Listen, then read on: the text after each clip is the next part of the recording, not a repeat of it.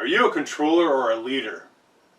Steve here with the Janitorial Store, the channel where we help cleaning business owners scale their cleaning companies with systems, tools, and resources.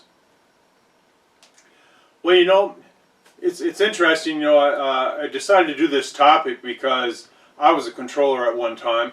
I remember when I started my first cleaning company, you know, I had to control everything because I thought that nobody else could clean as well as I could or do anything as well as I could. So I always had to, you know, make sure that I had control on everything, and you know, that's not the way to be. You know, the thing is that people are different, and really all what matters is the end result. And like I always tell everybody, if you're expecting you know, cleaners to clean as well as you, let's say you're way up here, you know, you're the big shot, and your cleaners are cleaning, you know, somewhere down here. Well, if they can clean 80% of what you do, that's good, you know. So accept that. It's not a big deal, you know. And once you start to accept that and stop controlling other people as to how they get things done, you're going to do much better in your business. Now, one of the things that I typically, or that you can generally identify a controller is because their business isn't growing. They've gotten to a certain level, and you know, that could be anywhere. You know, it could be $500,000, it could be 5 million, 10 million, 20 million. You know, it really doesn't matter. But they'll get to a plateau, and their business doesn't grow because they're losing as many accounts as that they're bringing on each month. So they just can't do nothing. The other thing is that they've got turnover in employees, and let alone accounts. But that's a big one. When you have a turnover in employees, you know there's something going on. And generally an employee will leave your business because of management. And management starts at the top. It starts with you, the owner. So you're probably more than likely the issue. So you might want to step back and do some soul searching and decide on how you're going to run your business. Because if you're running it as a controller, you're not going to go nowhere. Plain and simple. That's a fact. You're gonna plateau, and you're just not going to go that way. And eventually, it's going to get harder and harder for you to find people to work with you because you're a pain in the ass. It's plain and simple, you know. But so you know, the other thing is too is that, you know, as a leader, you know, we have to delegate responsibilities and tasks, and that's really what we should do. You know, and again, it's all about the end result. It's not how we really get there. You know, because we all have our own style as to how we might go from one point to the other. But the bottom line is, as long as we all get there, that's all that matters. And you have to give your team freedom to do that, you know. Let people use their imaginations and use their knowledge of how they might get something done. We don't need to be sitting over them micromanaging them. You just don't want to do that. Because again, it's going to come back on you. You know, you start micromanaging people, they get fed up with it and they will leave. So if you are doing that, stop micromanaging people. Again, it's not a big deal. And once you accept that, you'll be just fine. I know, been there, done that, you know. Once I accepted all these things, it's not a big deal. Now, you know, you get the mindset to where you're in this to help your team, and if they're successful, you're successful. Bottom line. So that's what you want to do.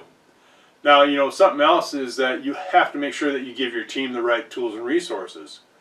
So as a controller, you might limit what those tools and resources are. Don't do that. You know, give them what they need to be successful. You know, to make the job easier. You know, if they need a piece of equipment, well, invest in a piece of equipment. So what? It's going to cost you a couple $100 or $1,000 or a couple thousand. So what? That thing's going to make you all kinds of money. Invest in it. Invest in your team. But very important. You got to give them the tools and resources to succeed. Bottom line.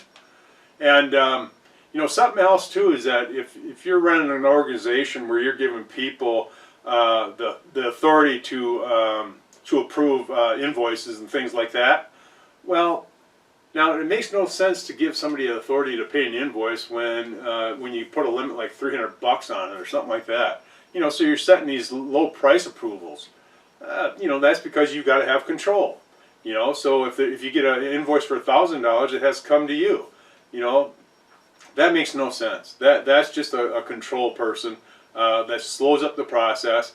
You know, you're slowing up the process for your vendors to get paid, and so eventually your vendors don't want to do business with you either, because you're just a pain in the butt. So you know, if you're doing that, stop it. You know, and give people, empower your team. You know, if somebody has that responsibility to pay invoices, well, let them pay the invoices.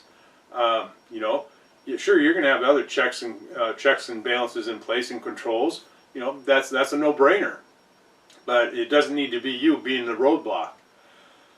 So another thing is too is, you know, if you're blaming others because of your control, you got a problem. You need to really straighten that out, because you know, it's not because of them, it's because of you, plain and simple. And sometimes people just can't see that because they're afraid to look in the mirror and really realize what or who is the problem. But the sooner you do that, the better, you know, because then your business will be able to flourish. Your people will want to work with you and work as a team and help you build this thing.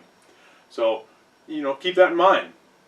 Now, something else that you want to do is, if you're not listening to experts in their field, let's say you have marketing people that you're working with, or other experts, you know, supply experts or whatever it is, and they're giving you the best advice, and you know, they've been working with you for a while, and they're showing results. They're giving you results, and for whatever reason you decide not to listen to them no more, but you might listen to somebody else that you decided to bring in for whatever reason, who knows, and it's typically price driven, money driven.